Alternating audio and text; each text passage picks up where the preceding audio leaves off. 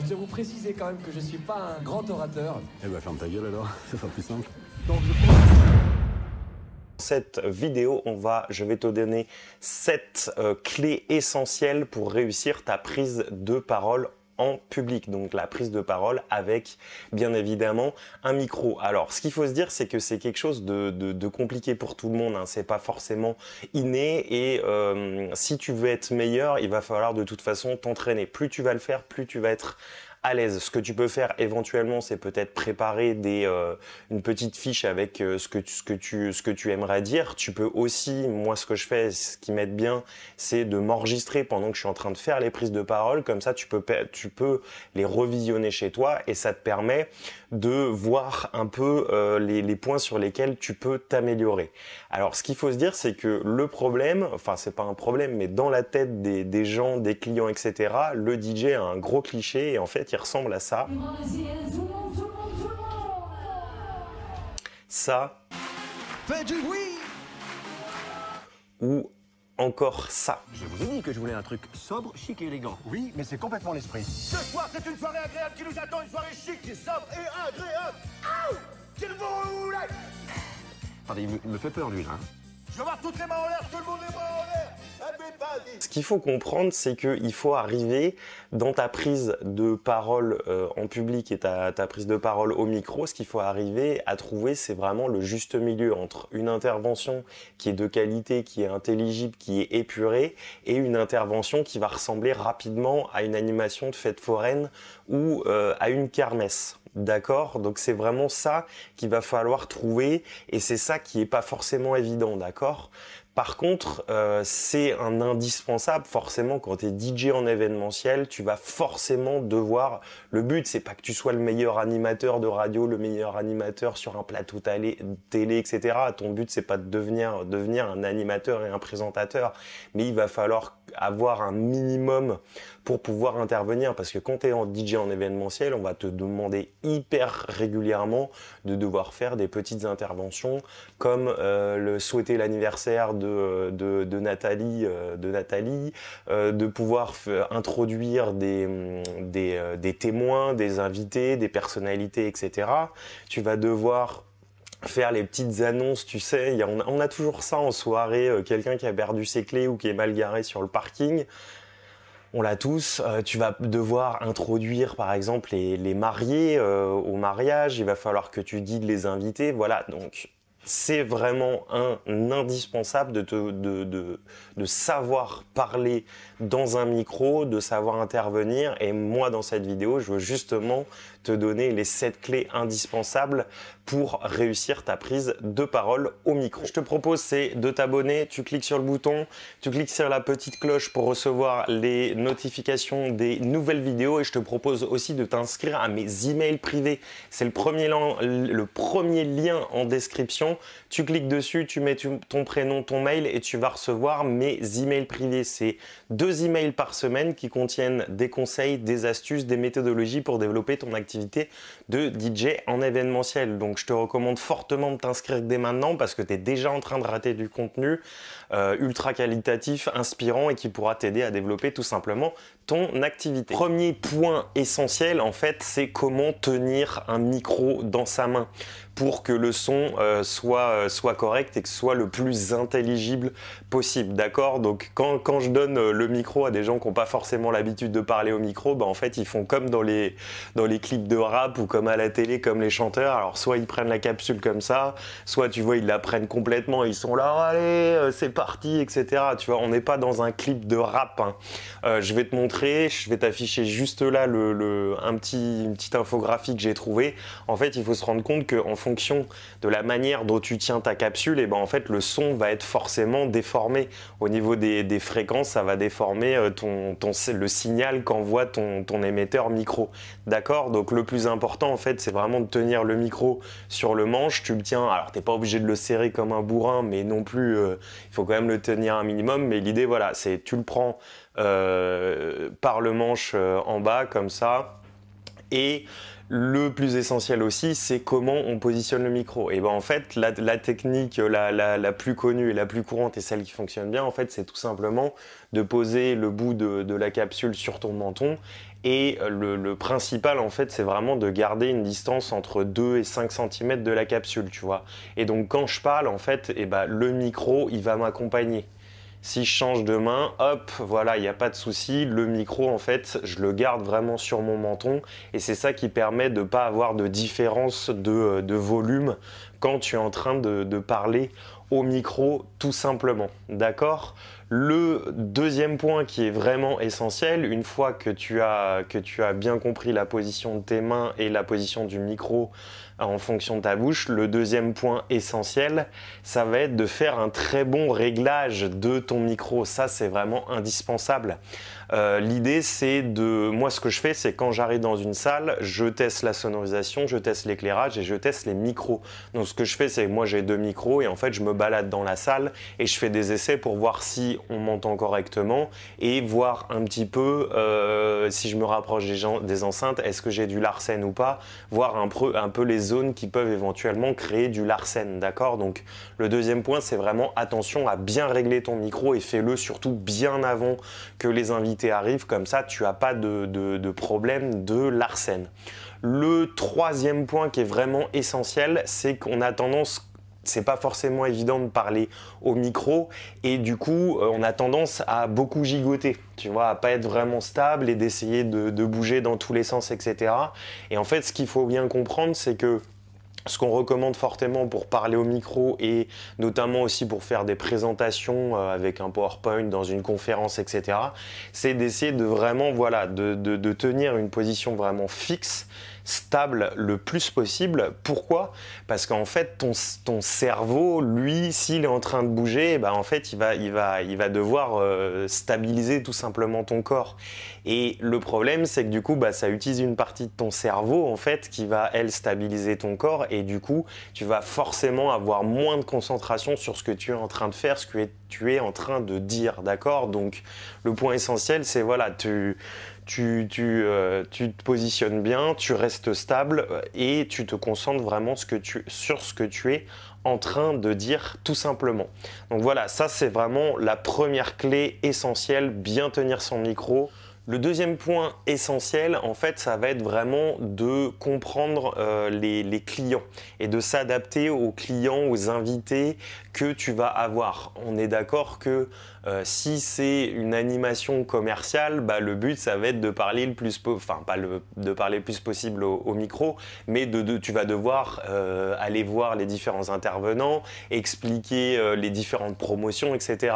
À l'inverse, par contre, quand tu es dans un mariage, plutôt classe, si tu passes ta soirée à parler au micro, ça va être juste une catastrophe, tu vois. Donc l'idée, c'est en fonction de la soirée, du type d'événement que tu as, il va falloir comprendre la clientèle que tu as sur place et en fait demander aussi aux clients tout simplement, à la personne qui organise l'événement, savoir est-ce que vous avez besoin que j'intervienne ou pas, et en fonction de ça, tu peux moduler la prise de parole tout simplement, ok ?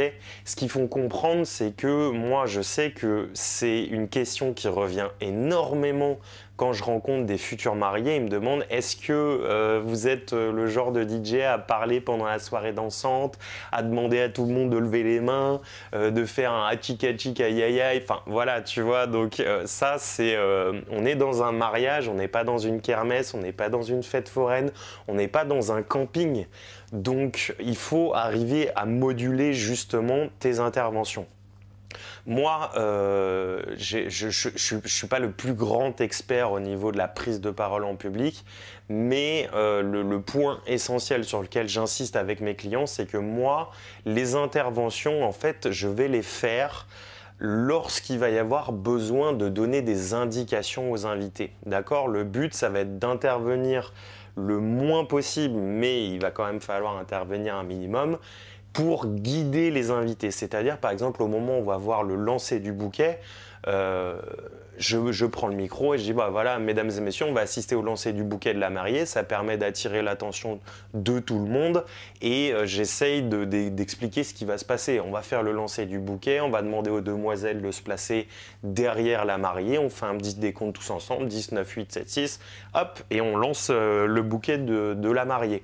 Ensuite, moi je vais intervenir au moment où il va falloir faire rentrer les invités dans la salle de réception, où il va falloir introduire par exemple les mariés, où il va falloir introduire les témoins, les parents, etc., les différentes personnes qui vont intervenir pendant la soirée. Et du coup, je me cantonne vraiment à ça.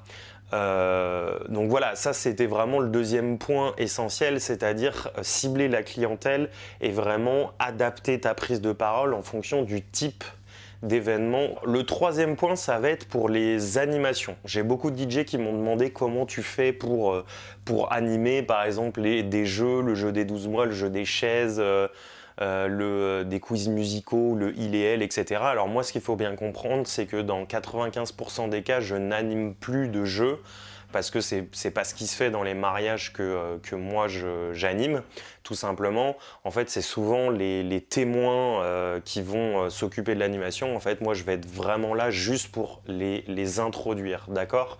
Mais pour les animations, voilà quelques règles que moi, je me suis fixées qui sont vraiment, je pense, très importantes. Déjà, le premier point, quand tu vas animer un jeu, c'est de faire comprendre à tous les invités qu'il y a des règles, ok? Et le plus important, c'est d'expliquer le contexte du jeu, d'accord? Par exemple, dans le cas d'un quiz, le but, ça va être d'expliquer, ok, comment on gagne des points, comment on n'en a pas, comment ça va se passer, enfin voilà, tu vois, vraiment le déroulé de l'animation. Et du coup, par exemple, dans un quiz, moi, ce que je fais, c'est que je dis, bah écoutez, je commence par ça, je dis bah écoutez, on va faire une petite animation quiz. Le principe, ça va être de trouver le titre et l'artiste. Vous allez avoir un point pour le titre, un point pour l'artiste. Je vais vous passer 20 extraits de musique. Vous allez devoir le noter sur une petite feuille. Ensuite, moi, je récupère toutes les feuilles et je vous donnerai les résultats après, par exemple, le plat. D'accord? Le but, c'est vraiment de contextualiser, de faire comprendre aux invités les règles tout simplement du jeu. Donc, c'est vraiment important de le repréciser au début. Ensuite, ce qui est vraiment important dans une animation, c'est pas de vous écouter parler. Le but d'une intervention micro, c'est pas de faire un one-man show. Vous n'êtes pas là pour faire un show, vous n'êtes pas là pour faire du stand-up. Le but de prendre le micro, c'est vraiment d'essayer de dynamiser l'ensemble de la salle. Et ce qui est le plus compliqué dans une animation et dans une prise de parole au micro, c'est d'arriver à faire parler les invités, en fait, les clients. Et c'est ça qui est vraiment dur, c'est que il faut pas confondre une animation. C'est pas vous qui faites l'animation, c'est pas vous qui allez faire des blagues, c'est pas vous qui allez faire votre show. En fait, ce qu'il faut, c'est arriver à mettre en valeur les invités, les mariés. Et quand vous faites une prise de parole au micro, le but, c'est de mettre en valeur et de dynamiser vraiment l'ensemble de l'animation. D'accord? Ça, c'est vraiment un point vraiment essentiel. Attention à ne surtout jamais lâcher votre micro.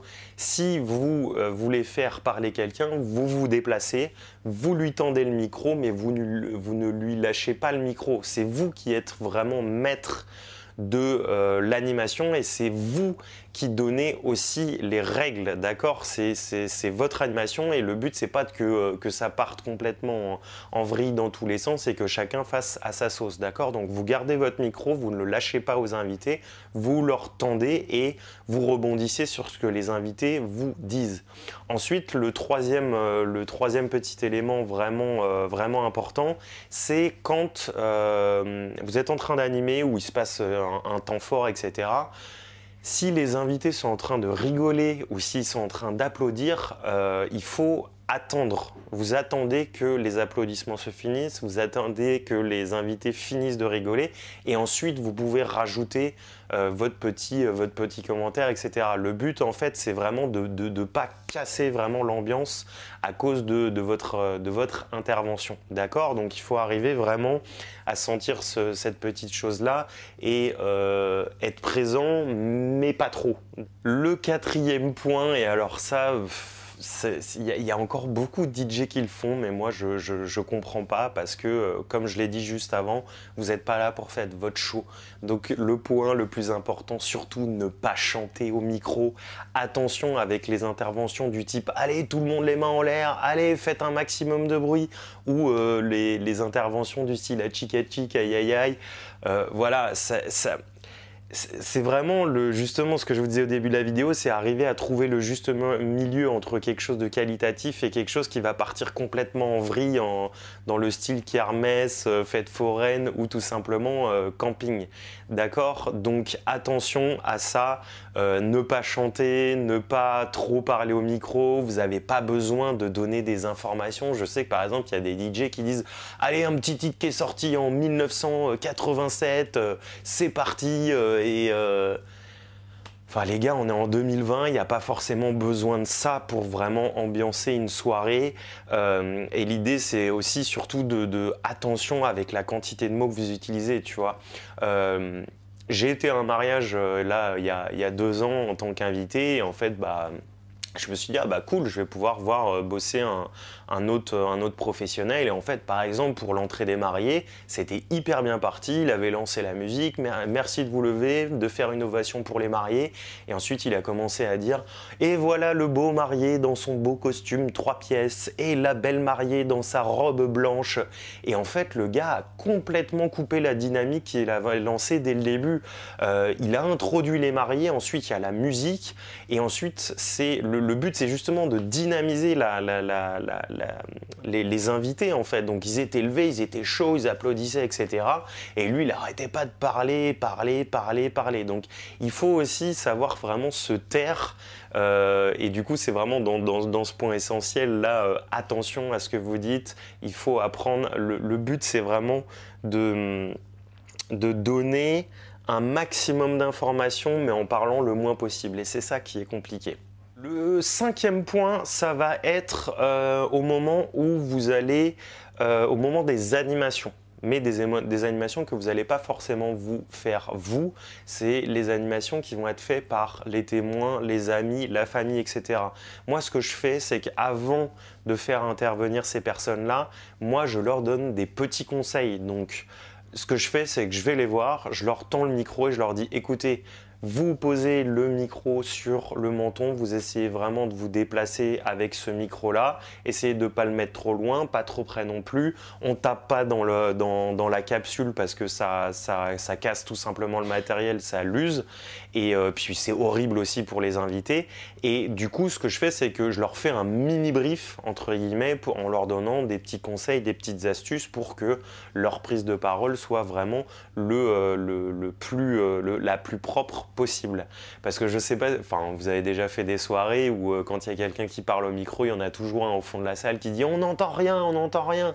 Et le problème c'est que si vos invités ils ont le micro par exemple à 40 cm de leur bouche, vous avez beau monter le volume, au bout d'un moment vous allez le son va saturer, vous allez avoir du Larsen et en fait ça va être juste horrible. Donc à chaque fois qu'il y a quelqu'un qui va intervenir, moi je lui fais un petit débrief, enfin un petit brief plutôt sur les conseils et les astuces, et ça aide beaucoup et ça rassure aussi énormément les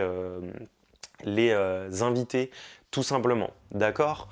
Ce que je voulais dire aussi sur les animations, quand vous avez une personne qui veut animer mais qui n'est pas forcément très à l'aise, et ben moi ce que je fais en fait c'est que je garde un micro à ma régie et en fait ça te permet de faire une animation ping-pong, c'est-à-dire que ils savent pas trop comment attirer l'attention des invités, et du coup ce que tu fais c'est que toi tu prends le lead au début, tu vas expliquer comme je t'ai montré dans le point juste avant, tu vas expliquer les règles du jeu et ensuite tu vas introduire tout simplement la personne qui va faire l'animation, d'accord? Donc ça te permet de faire une espèce de ping-pong et c'est toujours plus sympa d'avoir une animation faite par quelqu'un de la famille, etc., qu'une animation faite par un DJ qu'on connaît pas. Ça permet vraiment de créer un relationnel avec le public, d'accord?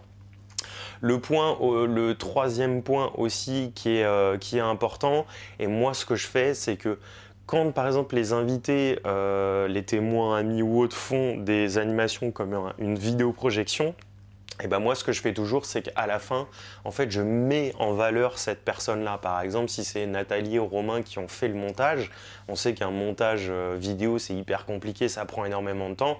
Et en fait, à la fin, ce que je fais, c'est que je dis on peut vraiment remercier donc ces deux personnes, Romain et Nathalie, d'avoir fait ce montage-là. La sixième clé, le point essentiel, ça va être de trouver la bonne énergie quand tu vas faire ta prise de micro et ton intervention. Pourquoi?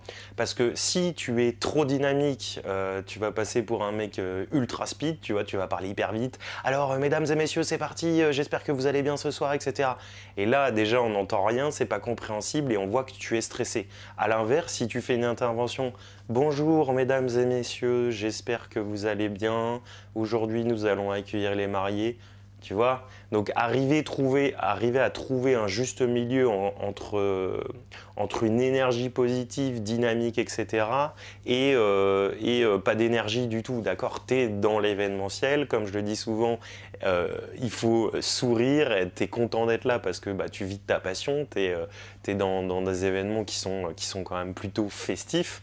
Et du coup, le but, c'est vraiment justement d'être dynamique au micro. Et même si tu fais des petites erreurs de langage, de français, etc., c'est pas grave.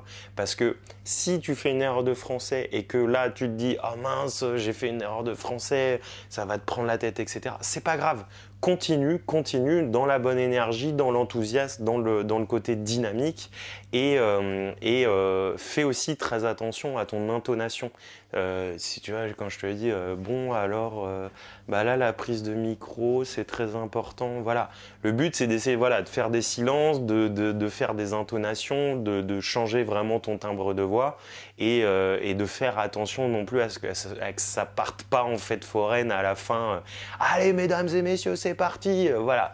Donc il faut arriver à trouver le juste milieu et je pense que ça, tu peux regarder pas mal d'émissions de télé, tu peux regarder aussi sur Internet, tu as pas mal de films ou de reportages, tu vois, où tu as des personnes qui sont en train de parler. Et donc, écoute bien comment elle s'exprime, les points sur lesquels elle insiste et la diction, tout simplement.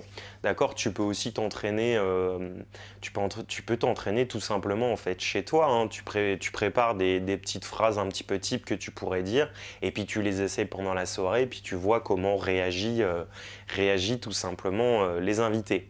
Donc ça, c'était vraiment le sixième point, c'est arriver à trouver la bonne énergie, pas trop d'énergie pour pas être trop speed, mais un minimum quand même pour pas que ce soit tout mou et tout plat, quoi. Le septième point, ça va être l'ambiance de la soirée.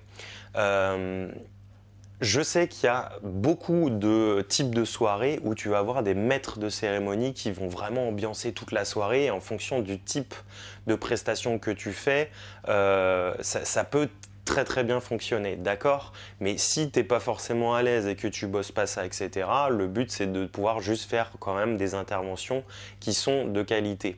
Je sais que moi, par exemple, dans mes mariages, c'est des mariages quand même assez traditionnels français où on me demande, la première question qu'on me pose, c'est est-ce que vous parlez au micro, comment ça se passe, etc. Et là, je leur dis, justement, moi, je suis vraiment là pour intervenir juste pour donner des informations pour le déroulé de la soirée de mariage, par exemple. Je vais être là pour introduire les différents intervenants, etc. D'accord ? pour la soirée dansante, moi je leur dis que je ne parle pas au micro, d'accord? Je pense que ça dépend des DJ, mais je pense qu'il n'y a pas besoin d'avoir quelqu'un au micro derrière qui te dit « Allez, on lève les bras, allez, on fait du bruit, allez, on fait la chenille, on fait ci, on fait ça » pour que les invités s'amusent et s'éclatent sur une piste de danse. Je pense que je le fais de temps en temps, de demander aux invités par exemple de lever les bras, mais ça va être vraiment avec parcimonie, ça va peut-être être 1 ou 2 fois maximum pendant la soirée. Et ce qu'il faut se dire, c'est que les invités, ils sont là pour s'amuser, ils sont pas là pour écouter tes blabla toute la soirée. Et si tu passes de la bonne musique, tu vas pas avoir besoin justement de parler au micro pour pouvoir dynamiser ta piste de danse, d'accord? Le boulot d'un DJ à la base, c'est de passer la bonne musique au bon moment, qui va permettre de créer cette ambiance globale sur la piste de danse. Et il n'y a pas besoin d'insister encore plus avec l'utilisation du micro tout simplement pendant la soirée dansante, quoi. Voilà, bah écoute, je t'ai donné les 7 points essentiels qui, selon moi, sont vraiment indispensables pour réussir sa prise de micro en public. J'espère que ça pourra t'aider. Ce qu'il faut retenir vraiment là-dessus, c'est que le micro, c'est comme n'importe quelle chose dans la vie, hein. Il faut s'entraîner. Entraîne-toi chez toi, enregistre-toi pendant que t'es en soirée, analyse tout ça et tu vas voir, hein, on est tous stressés par cette prise de parole en public. Plus tu vas le faire, plus tu vas être à l'aise et du coup l'entraînement va tout simplement payer. Je te laisse sur ça. Juste avant, je te propose encore de t'abonner. Tu cliques sur la petite cloche pour recevoir les notifications des nouvelles vidéos et surtout inscris-toi à mes emails privés parce que tu es déjà en train de rater du contenu et c'est vraiment dommage pour toi. Si tu veux développer ton activité de DJ en événementiel, que tu veux passer de salarié DJ à côté le week-end à DJ indépendant, moi je vais te donner toutes les clés, toutes les astuces, toutes les méthodologies pour pouvoir développer ton activité de DJ événementiel. J'espère que cette vidéo t'aura plu. Je te laisse sur ça. C'était Thomas Chauchon de la société TSL Événements pour la chaîne TSL Formation. Ciao!